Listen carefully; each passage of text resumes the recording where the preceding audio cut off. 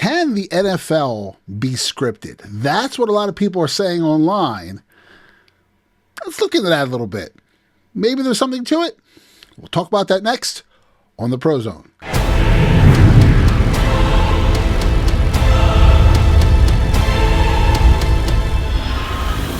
Welcome to the ProZone. I'm Matt Roberts. So there's a lot of people for a couple of years now have been saying that the NFL is scripted. The NFL, it's scripted, it's planned out. And I started thinking about it and I said, is it plausible? Is there something to that? Now, I would absolutely hate to find out that the NFL is scripted. But let's be honest, nearly impossible to do that, okay? But what if you found a way to kind of work around that? So I want to talk about that here. A series of videos we're going to do to dive into what could the NFL do if they wanted to script something or adjust the outcome of something? What factors would they consider? And what factors would come into play on them determining outcomes or who plays who? So let's dive in. Okay. NFL, multi-billion-dollar organization. Multi-billion. For some reason, a nonprofit. Don't quite understand that, but it got away with being a nonprofit organization. And they do revenue sharing among teams. That's a big part of it. You know, teams earn their own individual revenue, but then other teams can share revenue with each other. So they all kind of draw from the same pool, I guess, to give parity, to help. So there's not like stragglers in the league. And a lot of leagues can afford, a lot of teams can afford the similar homes, stadiums, budgets. But let's look at if the NFL wanted to, I wouldn't say script it, but shape an outcome. How would that work? I'm going to say this. Is the NFL more like the WWE, like professional wrestling, than it is an actual sporting event? Okay. In the WWE, the outcome is predetermined. They know who's going to win and who's going to lose. How they get there is not planned out, mostly. Occasionally you'll hear wrestlers talking about how they, we walked over the match and we planned out all the moves that we were going to do, like when The Rock was wrestling Hulk Hogan in WrestleMania 18. They had scripted all that, kind of planned it out. Now things will happen in the midst of a match that will deviate from their plan and they have to adjust. I don't think the NFL does that. I don't believe that in any way, shape, or form, but WWE has an outcome that they want. They will build to that outcome, and then they'll let the match play out on its own. So if something happens during the match, the final goal is still the same. For example, Stone Cold Steve Austin told a story about him being in, I think it was a Royal Rumble. Let's play the clip here. It was the first or second year I was in WWF back in the day, and I was going to be like the number 4 guy left, at the end of the Royal Rumble. I mean, they're kind of starting to, build me by making me the number 4 guy that was going to be thrown out or lasting. And so all of a sudden, Fatu, Junior, Rikishi, I can't remember, everybody's wearing baby oil. And so basically he's going to clothesline me over the top. I'm just going to, basically land on the apron, come back in. They hit me so hard with that damn clothesline, it was zip, zip, zip. I'm on the floor of the San Diego sports arena, and I was an integral part of the end of the thing because Shawn Michaels was involved, and there I am laying on the floor outside of the ring. Yeah. I had effed up to the maximum degree you can, and all of a sudden, I got to give Shawn the Iggy that, I've been eliminated, and I'm not supposed to be eliminated for quite some time here. And so I'm looking over the apron. I'm like, dude, I'm out of here. And Shawn's eyes, while he's getting beat up in the middle ring, are like, all right, so Stone Cold Steve Austin, as he said, was supposed to make it to the Final Four, and then they screwed up and he got eliminated. So now they have to improvise. They have to change the way the match is going to go to get to the ending, all right, to get to that final result and who was going to win, whoever the one person was. Now, Stone Cold wasn't supposed to win that match. Somebody else was, but the goal was still there because he's just not in the Final Four, and it changes things up. Could that happen in playoffs? During the regular season, I don't know. There's someone who will make an argument for that. I'm not taking sides either way. I'm just proposing for fun. What if, okay? So what if the NFL said, we want this team and this team in the Super Bowl. And these are the two teams we want, and we want this team to win. There are a lot of factors that can come into play to tell that kind of story. And let's be honest, the NFL, they're storytellers. They make money off of telling a story. When you have companies who are paying $7 to $8 million for a 30-second spot on national television to a massive audience, they're going to want to maximize eyes on that product and maximize viewership. All right, so we're going to talk about a couple different things, again, in different segments, but let's right now talk about the story. The story is the one I want to address, especially with the upcoming, let's analyze the story for the upcoming playoffs and what's coming up this weekend. Okay, some factors, I jotted down some notes, some factors on what would tell a story. Revenge is a good theme. Team getting revenge on another team. Passing the torch. That's also, that's just in wrestling. Revenge against another wrestler. Passing the torch. The old guard who's on his way out passes the torch, hands it off to the new guy. Like when Ric Flair retired, every time someone's going to retire, they will put someone else over, meaning they will pass the torch. They'll let the other person beat them. So when Ric Flair retired, he allowed Shawn Michaels to beat him in the ring. When Stone Cold Steve Austin was no longer going to be able to wrestle and had to retire, he allowed The Rock to beat him in the ring. Hulk Hogan was told, we're going to pass the torch to the Ultimate Warrior, and they let the Ultimate Warrior win clean to pass the torch. That's passing the torch. The comeback is a big thing. If you have a team, somebody who's been behind for years as an organization or throughout the season, and then they came back and they overcame the odds and then they won, that's a great story. What other ones is there? The coronation of the new, either the new team, the new coach, the upcoming quarterback, and a lot of times it's that quarterback because quarterbacks are the faces of the team, so they want to coronate a quarterback. Somebody good. And you'll see them. They'll focus a lot of energy on that, either that coach or that quarterback or that franchise. Usually it's a coach or quarterback. And then, of course, the overarching money. Money covers, that money answers all questions. That's like the common denominator throughout every single solitary story. Those are the factors that I thought, well, maybe that would be something that they would consider. So let's take a look at the story. Okay, so first off, you're going to say, oh. Now remember, I'm not taking sides. I'm just proposing. What if, for fun. You go, how could you fix it? Well, if you wanted to script it, we already said, okay, let's just say it's, NFL has an outcome. This is what they want. Let's go back to 2018. Eagles were facing the Patriots in the Super Bowl in 2018, okay? There's some factors in there. One, revenge. The Eagles lost to the Patriots in 2004 in the 2005 Super Bowl in 2004 season, lost to them then. Revenge. Coronation. Well, not really a coronation of Doug Peterson, who was the head coach, but I think the plan was coronation of Carson Wentz, who was, if you're going to believe in the theories, a coronation of Carson Wentz, a quarterback out of South Dakota State, who came in and was like amazing for the entire season, then gets hurt going into the Super Bowl or into the playoffs, and then Nick Foles has to step in, and then he's magically a career backup who had never had a successful starting career, is textbook killing teams and going shot for shot with Tom Brady, like the legend Tom Brady, probably one of the best that's ever played, and a seasoned veteran of Super Bowls. He's going toe-to-toe with this guy.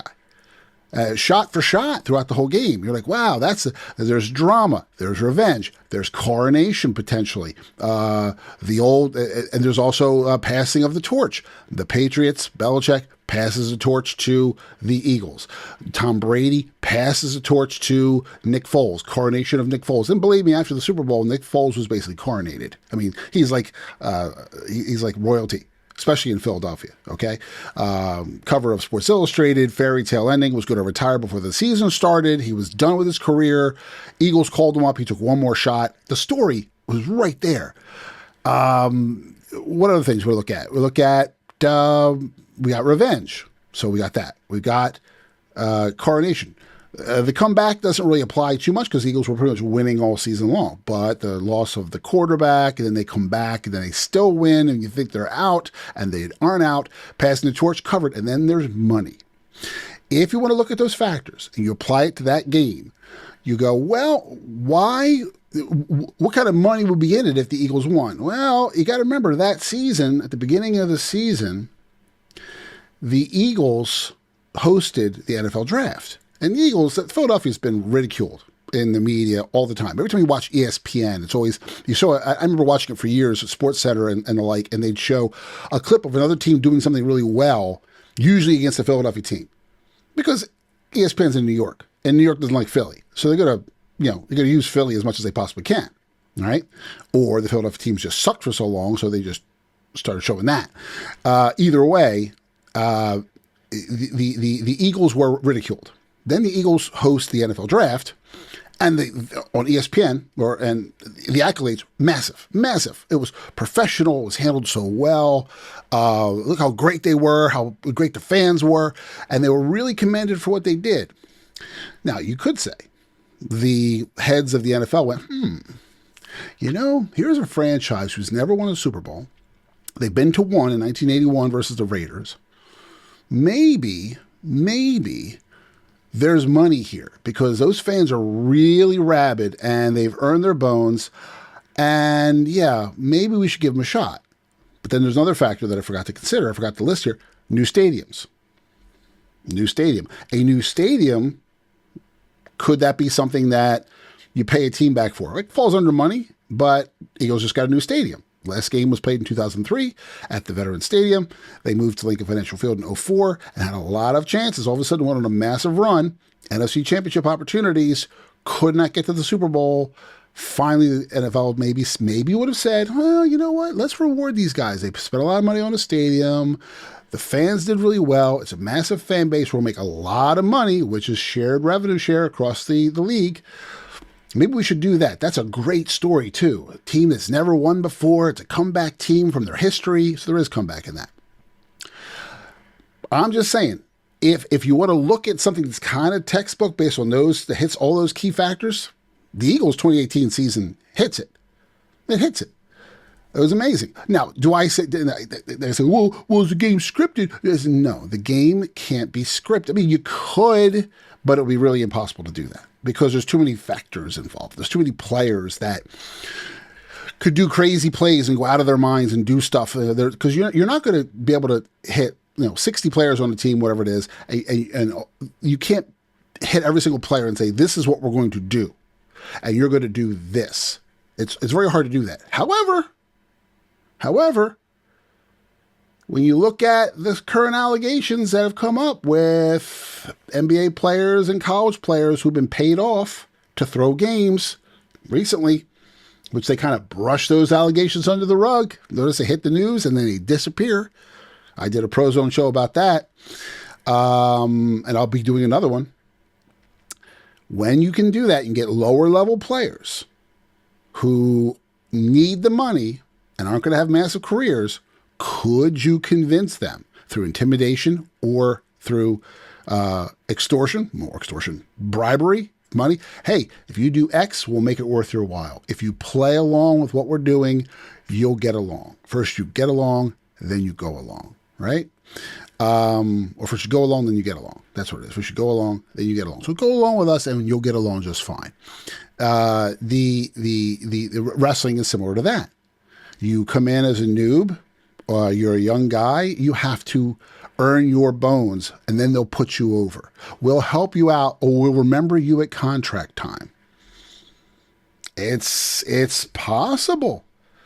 I mean, if we've already seen players being bought off in the NBA and players being bought off in college, I'm gonna say, well, could they be in the NFL? You can't say no. And then they're going to say, well, what about, but it's very hard to pay all the players. You can't say all of them, you're all going to do this. No, I think it could be certain players. I mean, if you were to look at it, again, we're having fun with this, right? Is it possible? Yeah, you're going to have to say, well, it's possible because it's happening. If it wasn't happening already, then, I mean, they've been doing it since what? The Black Sox scandal. And Shoeless Joe Jackson, they were paid off to throw the game. So you have to ask that question. I mean, is it something that's, who knows? How long has it been going on? How many teams have been paid off? There was the what was the scandal? There was a scandal. Yeah, the 1978-79 Boston College had a point shaving scandal. Players were bribed by the mob to manipulate game scores for gambling profits. This was referenced briefly in Goodfellas because Henry Hill was the organizer of the whole thing. Okay. So yeah, if it's been done before, you have to say, well, why would it be done now? Especially with sports gambling being allowed. Now players can just gamble. And the NCAA was just recently considering that they're saying, we're going to let college players get involved with sports gambling too. And then all of a sudden the scandal came out earlier, and they went, well, maybe we shouldn't do that. And they voted against. They didn't vote to stop it. They voted to postpone it to see if they're going to vote again in the future on this. Now, currently, it's at a no. But the minute you introduce sports gambling, I mean, Pete Rose was banned for his lifetime. The poor guy who deserved to be in the Hall of Fame never made the Hall of Fame because he bet on baseball. He didn't bet for his team to lose. He bet for his team to win, but they kicked him out. So, yes. Could players be paid off? Yeah, they could. Based straightly off history. Now, what about referees? Could you control a game with referees? Oh, without a doubt. Without a doubt, you could, because in wrestling, there are 3 factors in wrestling that are very easily determined. One, the wrestlers themselves based off the story, the outcome. There's the outcome. The boss says you're doing this. We control your career. Either you do this or you lose your career. And these guys want their career, so they're going to do what they have to do. Compare that to the NFL. Hey, player, what else do you have? What kind of degree do you have? Oh, you don't have much? Oh, you majored in basket weaving in college? And everything you have in your life is all about football? And that's all you know? Do you want a career in broadcasting after this? Do you want to be taken care of after this? Okay, you do what we tell you to do, and you're going to be fine. Just saying. Then there's the other factor. There's the announcers. Are the announcers scripted in wrestling? Well, the announcers in wrestling, they're not scripted, but they know what's coming. They have an idea. Now, I'm not saying the professional announcers are scripted and all. That's a silly notion, but it wouldn't be far-fetched for the NFL to take notes, feed them notes and say, I want you to say this, this, and this during the game, because if you say that during the game, it helps the story along, but they don't need to know that. Just say, here's some things we need you to touch on during the game. That's completely possible. I mean, in wrestling, they had there's a couple bits in wrestling. If you remember when the Ultimate Warrior was first introduced, it was in 1992. Let me see if I can find that. When he's in his introduction match, not Ultimate Warrior, The Undertaker. When the Undertaker was first introduced, okay, he arrived at the Survivor Series, and yep, here it was, Undertaker's debut. This was November 22nd, 1990. Ultimate Warrior is introduced. He's going to go through a match. You've never seen him before, so the guys, the announcers are talking him up, and then he performs his finishing move, which we now know as the Tombstone, okay? Let me find that clip. And Gorilla Monsoon, seasoned announcer, says this. He got outsmarted and outstruck. Look at this. Hang sack of... Oh! He just got nailed with a tombstone. What is it? I think it's a tombstone, and it's over. It's over for that guy. See? And Rowdy Piper, who was the announcer with him, says, "What was that?" And he goes, Gorilla Monsoon has to cover for himself. "I think it's a tombstone." He screwed up by revealing the finishing move name. Okay, so they're giving talking points. He knows the finishing move is called the tombstone. He said, "He just hit him with a tombstone." And then they covered themselves.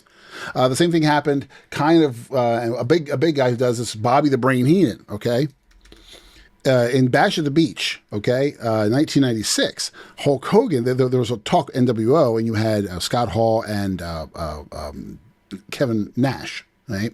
They were the two outsiders, as they were called, and they were talking about the third person, the third man, and they're wrestling Sting and Randy Macho Man Savage, and they have them down. They're kind of beating each other up, and then in desperate, dire straits, and here comes Hulk Hogan, who is like the face character. Face means good person. The face character, the hero of heroes, career good guy. Yeah, not a heel.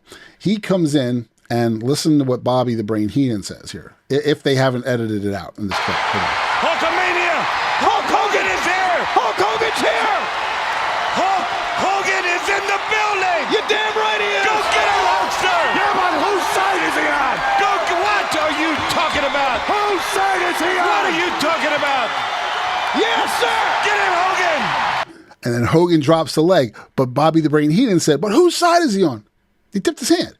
Well, he said, "Hulk Hogan's here." They could have just said, "Hulk Hogan's here. Here he comes, and he's gonna beat everybody up." And we're thinking, "Yeah, he's the savior." And then he says, "But whose side is he on?" And the other announcer's like, "Well, what are you talking about?" He tipped his hand because he accidentally said Hogan's could be the bad guy. Put that seed in your brain. So yeah, announcers at the WWE know what's going to happen. They're given little talking points, but sometimes they'll screw up. Okay, like Monsoon and the two examples I just gave you, right? So, can they do that with announcers in the NFL? Possibly. Give them some notes to say. I'm just saying. I'm not saying they do it, but what if they did it?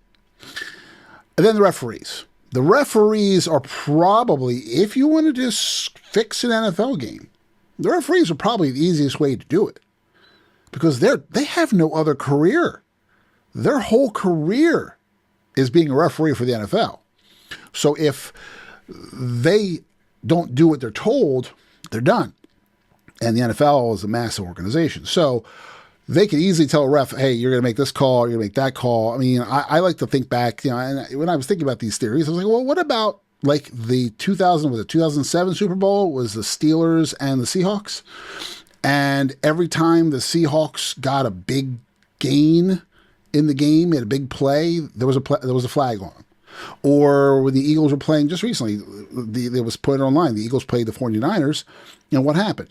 The 49ers had, one call against them? The Eagles had like 50 yards in penalties against them? Like 7 different calls? That's weird. So can refs skew a game? Yeah, they can. And the Bills fans, I don't have to tell you anything. I mean, you're arguing about the call that the refs made. Now, see, my problem is not. Let's divert on the Bills Broncos game here for a second. That catch. My problem was not with the fact that the call was made as an interception. Okay, based on the NFL rules, the Bills player was not down.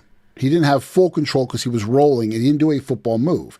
Yes, he had 2 feet, hit a knee to the ground, but you have to maintain control through the catch. And during the catch, the ball was pulled loose. So he did not maintain control through the catch. My problem is not with that. That's the correct ruling. My problem was how quickly. See, in overtime, you're not allowed to use instant replay. You can't throw a challenge flag and there's no instant replay. The calls come straight from who? New York, right from NFL headquarters. They're the ones that make the call, okay? So if they're making the call, they can do whatever they want to do, especially in overtime. And here you have a game that's a dramatic game. There's history to it. You're going into overtime, which is keeping a lot of eyes on the game and increasing viewership, making the advertisers very happy. And then the NFL, New York comes out and they go, that's interception. And the Bills coach says, I want to call a timeout to give them more time to review it. Well, they weren't going to do that. Now you're going to say, are you trying to say that they wanted the Bills to lose?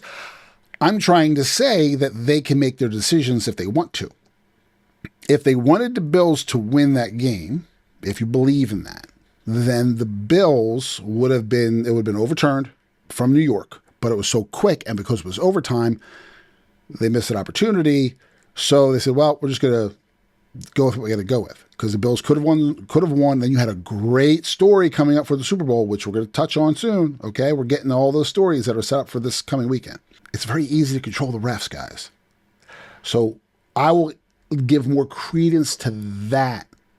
Whereas control the referees, that's an easier way to control a game.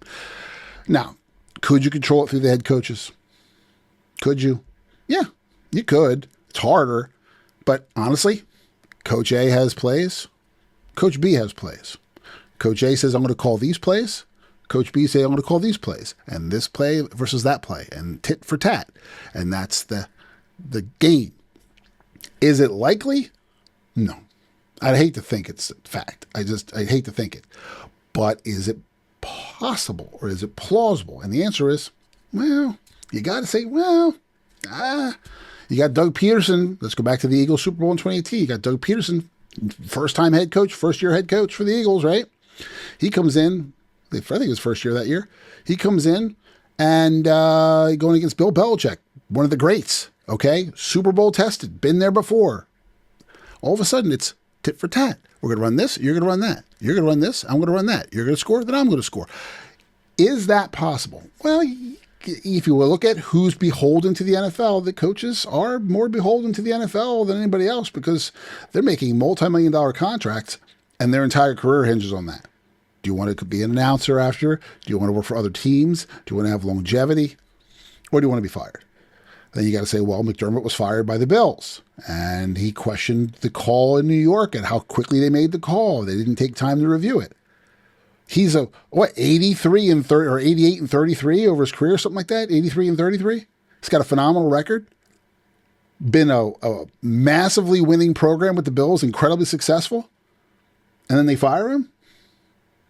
Why?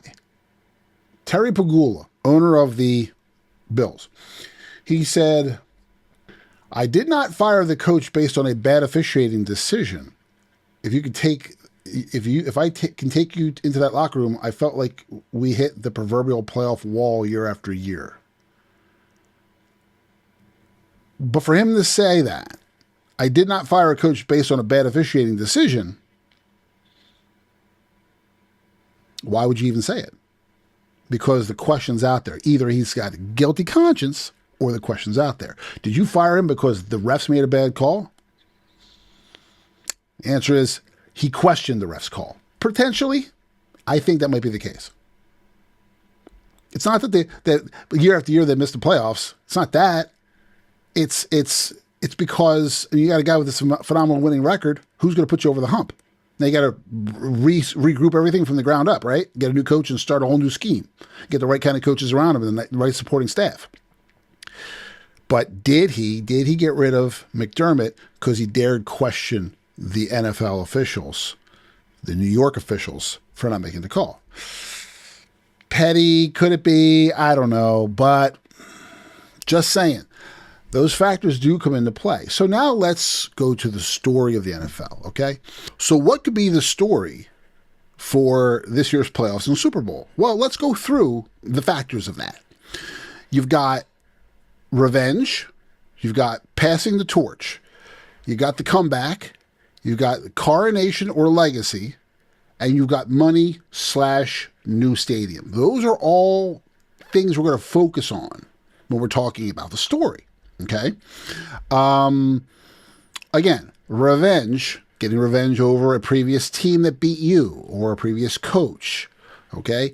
Passing the torch. That's like wrestling, handing off the torch to the new generation, putting somebody over, passing the torch to a new generation, whether it be a team, a coach, or a quarterback. You have the comeback, someone who was hurt who's coming back, someone who had a bad couple of years and they're coming back from it, someone who came back from adversity. Then you have the coronation or legacy, that is coronating a new guy or coronating a seasoned veteran. Mostly goes with seasoned veterans, whether it be coaches or quarterbacks or players. Then you have money, which is the overarching thing. And that kind of ties in with the new stadium. Now, I'm going to touch into the new stadium theory, but let's go into game by game. Here we go. Broncos versus Patriots. This is in the playoffs this weekend. Broncos versus Patriots. Let's look at the history. Broncos-Pats. Broncos beat the Patriots twice.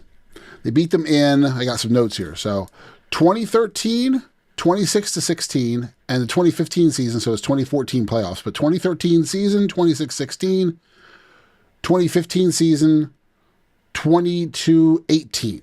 Okay? Close games, yeah? All close games, interestingly enough. Everything stays very close. And on a little segue, if you look back at this playoffs, how many games were blowouts? 1. How many games were close?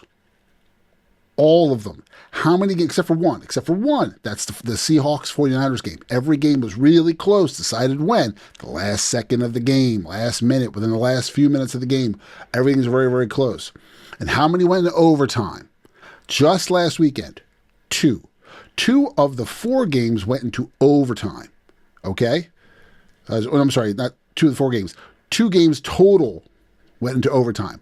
The Bears, Packers, and then the Bills and Broncos went into overtime. Okay, so if they're going into overtime, what does that mean? That means more people, even if they're close games going to the last minute, more people are watching the game. The longer the game goes and stays close, the more people are tuned in, and the more value it has to the NFL, to the advertisers for the NFL, so they can charge them more money. So they say, hey guys, a lot of people are watching these games. They're staying tuned in. The games are always close, and they're going to watch to the very end of the game. You're paying $7-8 million. It's worth your money, and we can keep raising those rates. Just saying. We'll dive into that in another episode. Okay, so Broncos, Patriots, we already covered. 2013 season, 2015 season. If the Patriots beat the Broncos, and the Broncos had beaten them twice before, there's your revenge story. Patriots get revenge over the Broncos.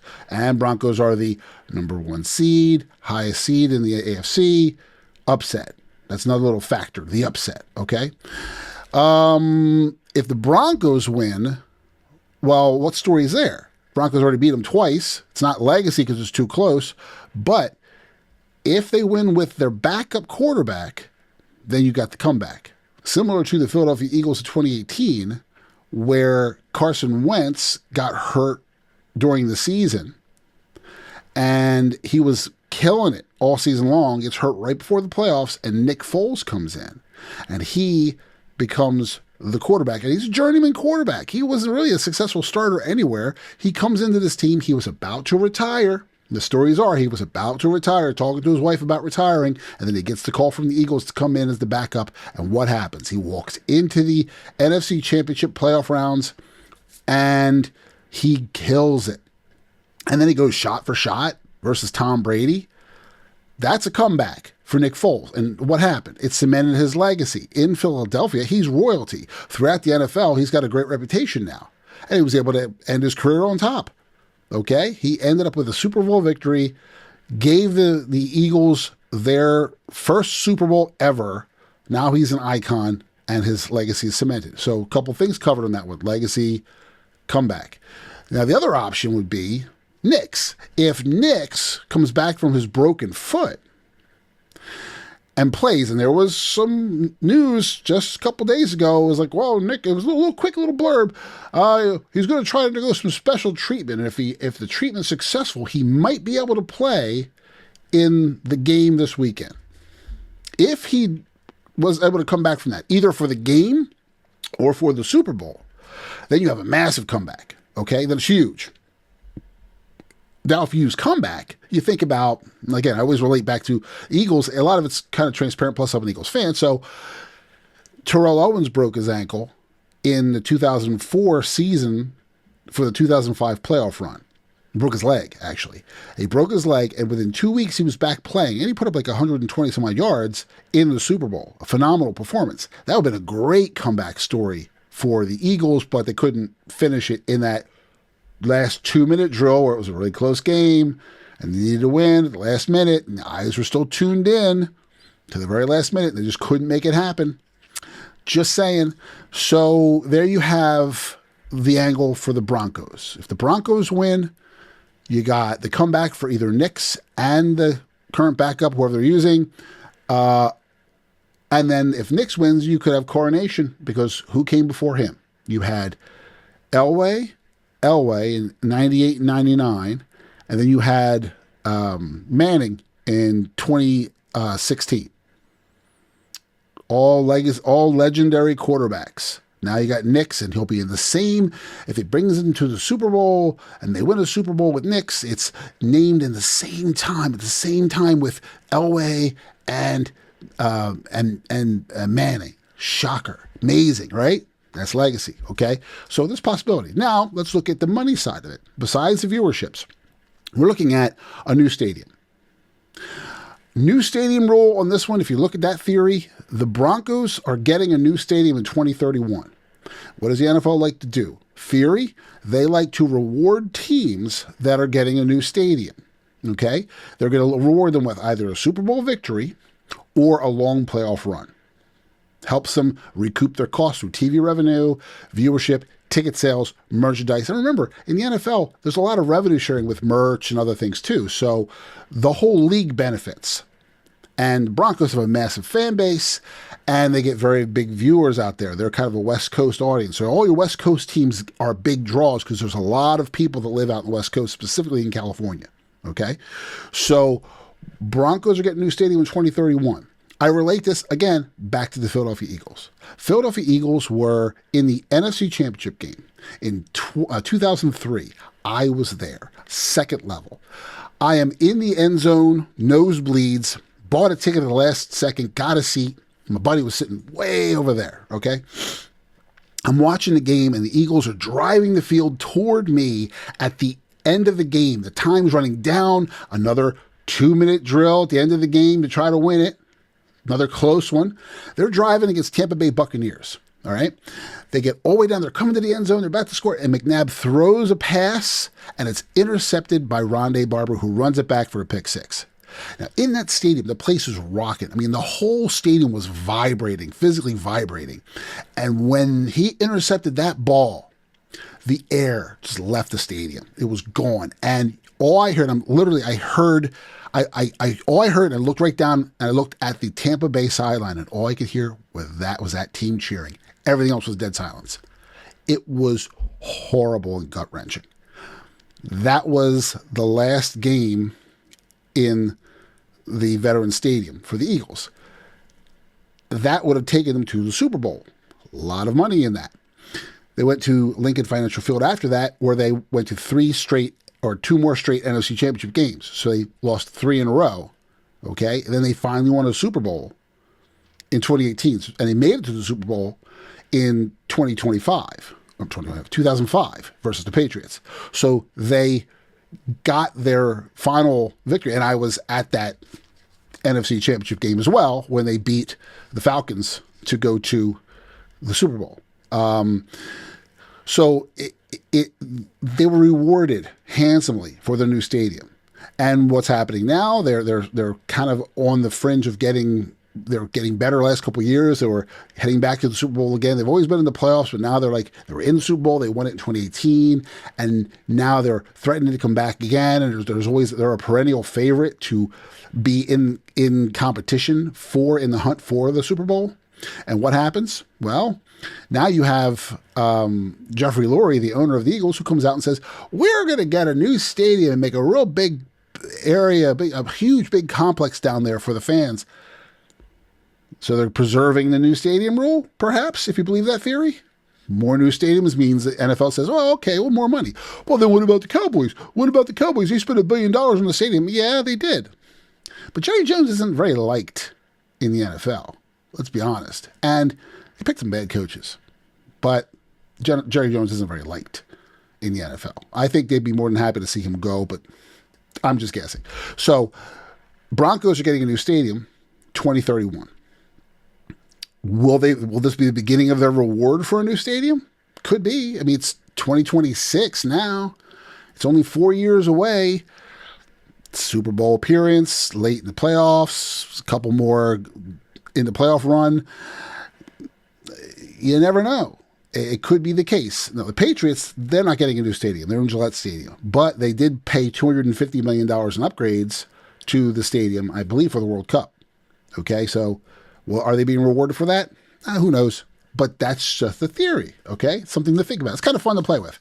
Now, I'm going to revisit that stadium theory again, all right? Let me go to my other notes here. The next game, Seahawks versus the Rams, okay? What's the story for Seahawks-Rams? Well, they've never met in an NFC championship game before. So that's the first time, which is kind of cool.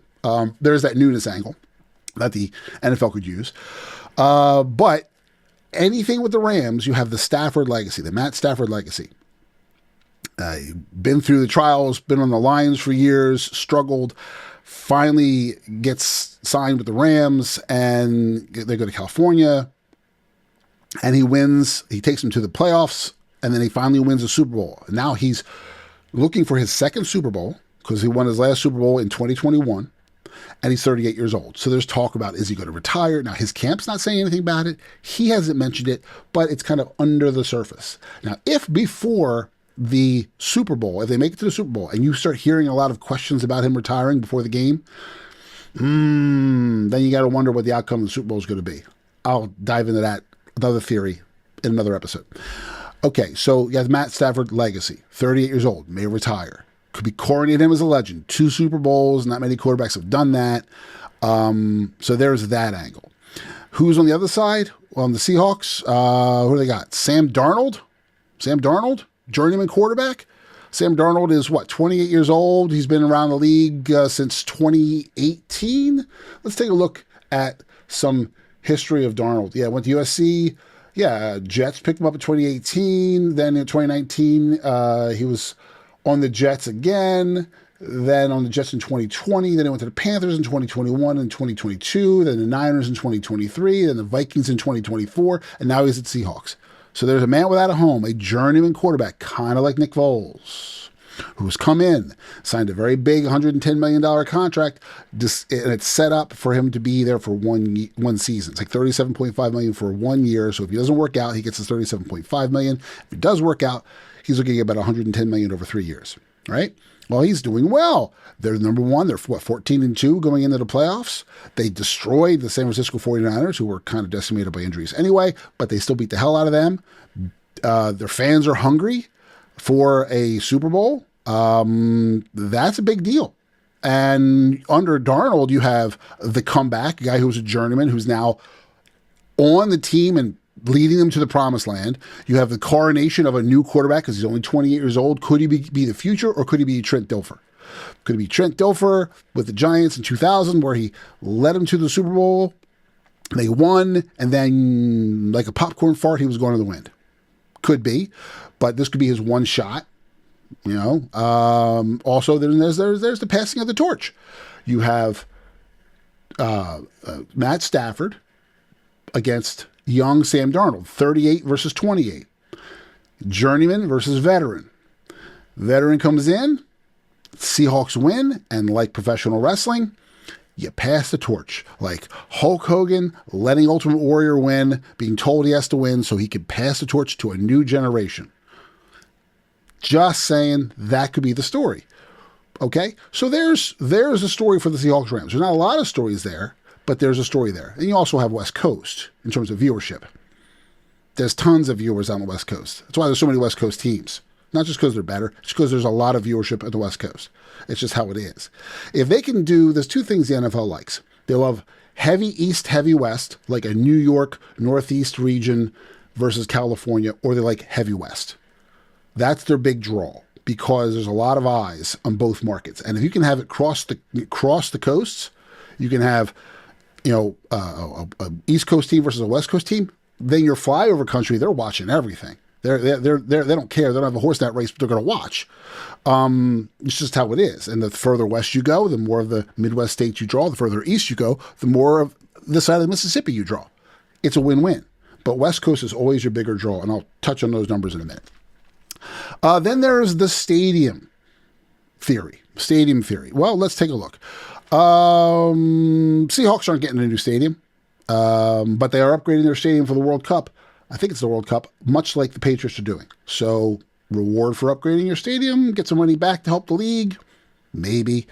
But the Rams, they got a new stadium, the SoFi Field, or SoFi Stadium, in 2020. So, since they got that new stadium, what happened? In 2020, they went to the wild card. In 2021, they won a Super Bowl. 2022, they did nothing. But 2023 and 2024, they went to the wild cards, or in the playoffs, and now they're in the NFC Championship game. Rewarded for a new stadium? Possibly, if you believe that theory. Something to look at. Okay, so that's those games. Now let's take a look of if those teams, who wins in different scenarios of who can win. Okay, let's go on with that. If the Rams and Broncos both win and they meet in the Super Bowl, is there a story there? Well, they've never met before in the Super Bowl. That's a first. The Broncos have been to the Super Bowl, and they've won in 1998 and 99 and 2016. So twice with Elway, once with Manning. The Rams, they won in 2021, and they won way before that with Kurt Warner. 2002, I think it was, 2001. 2001. Went with Kurt Warner. And this would be Stafford's second Super Bowl. So we always have the Stafford connection. That's, anytime you see Rams, think Stafford. There's that legacy, coronation, or passing the torch. That's always there as an obvious option. But in terms of rivalry, there's no real rivalry there. Like, it's Broncos-Rams. That's probably the least exciting Super Bowl. Knicks, if he's playing, versus Stafford, passing the torch. But it's not a very exciting Super Bowl. You'll have California and you'll have Denver. So you'll have that TV audience, that Western TV audience. But again, not that exciting. Then we'll go with the Rams-Patriots. The Rams-Patriots has a story, okay? 2019 Super Bowl, the Rams lost to the Patriots 13-3. All right, so the Rams lost 13-3 to the Patriots. You have, in that story, for that, you have revenge for the Rams. So they're going to seek revenge against the Patriots for that win. So NFL loves that. They love a revenge story. Let me harken back again to the 2003 season, Eagles playing Tampa Bay Buccaneers. The revenge story was set up. It was beautifully scripted, if you want to look at that. Okay, what do you call it that? You had the Philadelphia Eagles playing Tampa Bay Buccaneers. You had John Gruden, who used to be on the coaching staff of Andy Reid, if I'm not mistaken. And you have Gruden versus Reid facing each other at Veterans Stadium. Okay, there's no team rivalry, Tampa Bay versus Eagles, but you do have the coaches. Then you have, waiting in the wings, the Oakland Raiders at the time. And Oakland, who did they beat in the Super Bowl in 1981? Philadelphia Eagles. So the Eagles, if they face the Raiders again in the Super Bowl, there's your revenge story. Eagles get revenge against the Raiders for their Super Bowl loss in 1981. Now, if the Eagles didn't make it to the Super Bowl, you had John Gruden, coach of Tampa Bay, who just the year before was the coach for the Raiders. He built that team. So there's a built Super Bowl caliber team. They were coached poorly by a new guy. They weren't nearly as good as they were under Gruden. Now you got Raiders versus Tampa Bay, and it's revenge of the coach against his old team, which is what they got. So it was a win-win in terms of stories. If you want to look at Eagles and revenge, just using the Eagles again, Eagles faced the Patriots in the 2005 Super Bowl for the 2004 season. They lost to the Patriots in that Super Bowl with Andy Reid as coach. Who did the Eagles face in the next Super Bowl that they went to? They faced who? The Patriots. Different coach, same head coach for the Patriots, different coach for the Eagles. But what happened? First-time head coach Doug Peterson faces the legendary Bill Belichick. A little revenge. They beat their old team. It's weird. You got to think that theory has some grounds. They love the revenge story. Well, now I'll play the naysay side too, because like it's like, yeah, okay, but like, how many teams face each other? Eventually, you can find a story anywhere. Well, you could, but then you really couldn't, because like if it's the Dolphins playing the Texans, there's no story there. I mean, you could probably hunt for one, but there's no real obvious story there. There's no playoff history. But looking at stories, Broncos, Rams, there's no history there. So they may not be an interesting story, but the Rams, Patriots, there's a revenge story there for the 2019 Super Bowl. So you got revenge. Then you got Stafford and legacy, okay? Stafford wins that, goes to the Super, beats them in the Super Bowl. You're looking at his second Super Bowl victory, solidifies himself, 38 years old, could retire. Patriots, you have coronation, a team who was up the top, who was the gold standard for the NFL for a long, long time, for nearly a decade. Then Belichick's gone, Brady's gone, Gronk is gone. They lose pretty much everybody. They have to rebuild. They have a couple struggling years. And, of course, Robert Kraft owns the Patriots, so Robert Kraft's going to want to have success. He's going to make some money because, well, he needs to make that money. And he's very influential in the league. So Patriots all of a sudden are back up top. And you're looking coronation and comeback. The comeback of the Patriots from a couple down years and the coronation of the franchise. The Patriots are reborn back into the playoff mix as they were in the years and getting back to Super Bowl glory. And then, of course, both of them have stadiums. We discussed that already. The Rams built their new stadium, SoFi Field, in 2020, and the Patriots are doing $250 million of upgrades on Gillette Stadium for the World Cup. So, not a great story there, but there is a comeback story, or the revenge story and a couple comebacks. Mainly the revenge story. Rams beating the Patriots after losing to the Patriots 13-3 in 2019. Okay, now comes a more interesting story. There's two more stories. Okay, I'm going to go with the not as exciting story. No, it's a pretty good story. Who should I go with first? I'm going to go with the one that I think is the least likely of the two, but it has some weight to it. I'll tell you what. I'll start with this one, then I'll go with the last one. The one I think is the most likely and the best story. Okay? The one we'd love to see. Broncos, Seahawks. Number one versus number one. You can't go wrong with that. Okay? Broncos, Seahawks. Huge. West Coast draw. Big audience. The Seahawks faced the Broncos back in 2014. And the Seahawks won 43-8, so they blew them out. You don't get a lot of blowouts like that. Most of your games are close. But occasionally, the NFL wants to keep a game normal, let it be a blowout, to give the illusion that the games aren't always close. So says the theory. Okay? Again, different show. We'll go very deep dive into that. But two number one teams, huge. Broncos revenge against the Seahawks. Big deal. Okay?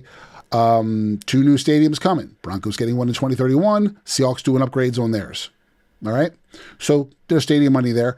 And then the viewership, the last time they faced each other, they got 111.5 million views, which is a good number of views, but it's not the top.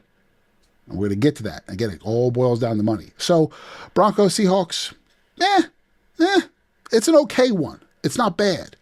Two number one teams is good. Should be a great game. You hope it is. But only a great game if Bo Nix is playing. If Nix is playing, then you got the broken ankle, the comeback from that one, and people are going to say, well, if the Broncos win again, or if the Broncos lose, if the Broncos lose again to the Seahawks, then they're going to say, well, Nix had a bad ankle and he was half a player, and you're going to get that angle, which is going to happen if he does play, and then they're going to say, or if he beats them, what a comeback, Bo Nix. So it's all kind of built in. Now, the one that I find the most interesting of all the scenarios is the Seahawks Patriots. Now, that's huge. Let's go through some factors in this one. This is pretty exciting.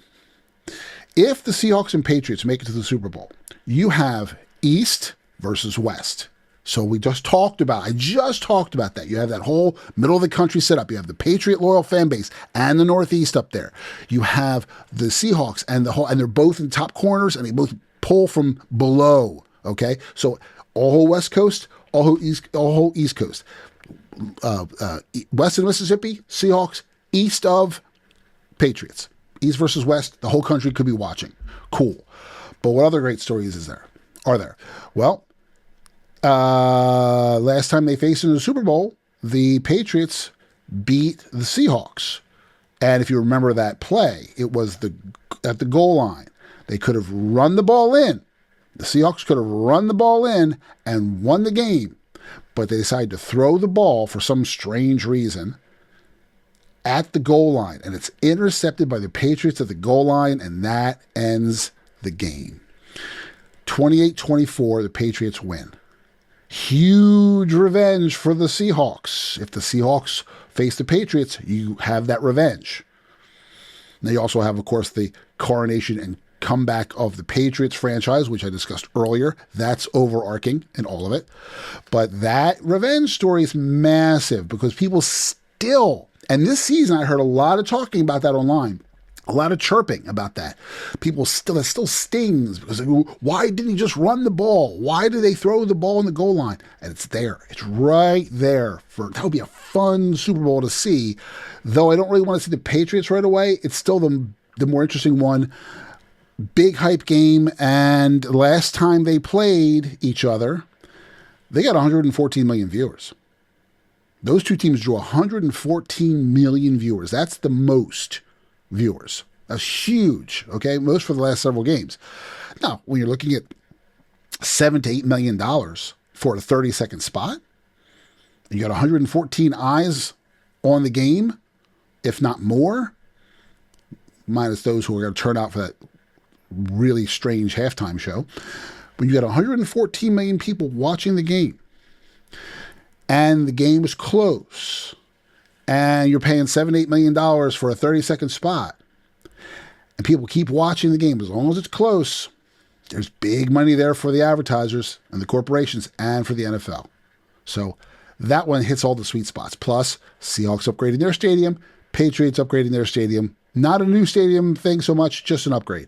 But it's a great draw. So the two scenarios I find the most exciting are Seahawks, Patriots, and Broncos, Seahawks. Those are my two favorites. I mean, they're both the same. It's inevitable. Seahawks should be in the mix, I think. I mean, Rams are okay, but they're kind of getting the underdog pull. You know, they're looking for the upset. And that's another big one, the upset. Will the Rams upset the Seahawks, who are killing people? And the stage has been set. They've destroyed the 49ers. They're a juggernaut. They came off a week. They had an extra week of rest. They destroyed the 49ers, and now they got to face the Rams. And can the Rams beat them? And there's all that. Okay, so depending on how the Broncos do versus who are they playing versus the Patriots, they could blow them out. But you got that hurt quarterback that changes things. So those are the scenarios. I mean, I find it interesting. I'm not saying that it's set up, but I'm saying that there's a story there.